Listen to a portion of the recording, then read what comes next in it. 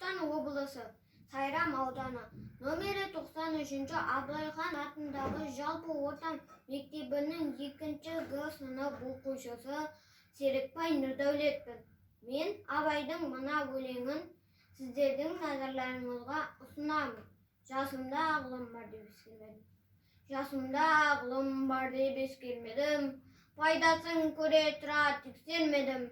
Ер жеткен соң түспеді уысыма, қолымды мезгілінен кешірмедім. Ол махрум қалмағыма кім жадалы? Қолымды дұрыс бермесем өстермедім.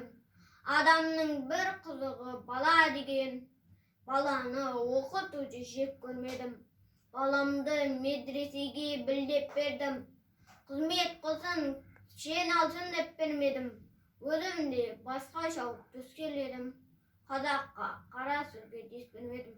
Еңбегіңді білерлік еш адам жоқ. Түбінде тыныш жүргенді теріс көрмедім.